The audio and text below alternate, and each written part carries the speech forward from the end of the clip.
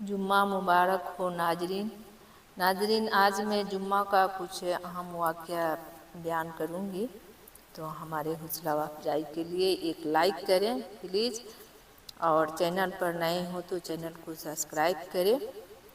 तो शुरू करती हूँ। औज़ु बिल्लाहि मिनश शैतानिर रजीम, बिस्मिल्लाहिर रहमानिर रहीम, नहमदुहु व नसल्ली अला रसूलिहिल करीम। शेख अबू नसर ने बला असनाद हज़रत अब्दुल्लाह का कौल नकल किया है कि जुम्मा के दिन सुबह की नमाज से रसूलुल्लाह सल्लल्लाहु अलैहि वसल्लम सूरा अलिफ लाम मीम सजदा और सूरा हल अता तिलावत फरमाया करते थे। एक रिवायत में मागरिब की नमाज के सिलसिले में आया है कि आप सूरा कुल या अय्युहल काफिरून और कुल अल्लाहु अहद पढ़ा करते थे। ऐसा कि नमाज में सूरा जुम्मा और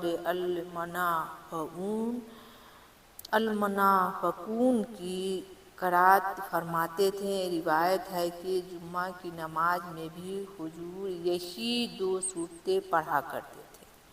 अल्लाह अकबर। हजरत हसन बसरी ने हजरत अबू हुरैरा रजी अल्लाह अन्हु से रिवायत की है कि रसूलुल्लाह सल्लल्लाहु अलैहि वसल्लम से फरमाया कि शब्बे जुम्मा में जिसने सूरा यासीन हामीम और सूरा दुखान पढ़ी, तो जब वह सुबह को उठता है तो उसकी मग़फ़िरत हो चुकी होती है। अल्लाहु अकबर।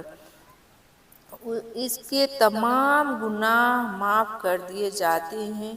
रिवायत है कि जिसने जुम्मा के दिन सूरा कहफ पढ़ी वह उस शख्स के बराबर हो गया जिसने 10,000 दिनार खैरात किए।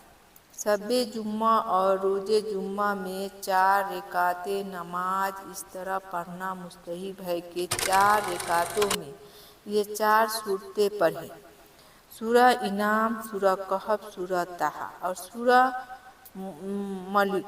अगर तमाम सूरतों को इसी तरह नहीं पढ़ सकता तो जितना अच्छी तरह पढ़े जा सकता है तो उतना ही पढ़े, क्योंकि कहा गया है कि ख़त्म कुरान बेकदर इल्म कुरान है।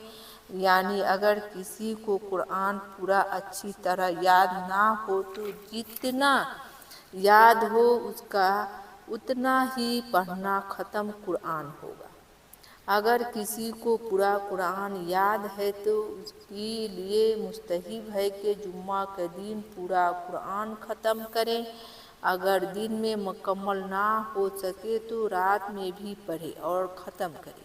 अगर फजर में या मगरिब की 2 रकातों में आखिरी हिस्सा को ख़त्म किया जाए तो उसकी बड़ी फजीलत आई है। अगर 10-20 रकातों में 1000 मरतबा कुल अल्लाहु अहद सूरा इखलास पढ़ेगा तो ये भी फजीलत में ख़त्म कुरान से ज़्यादा होगा। अल्लाह।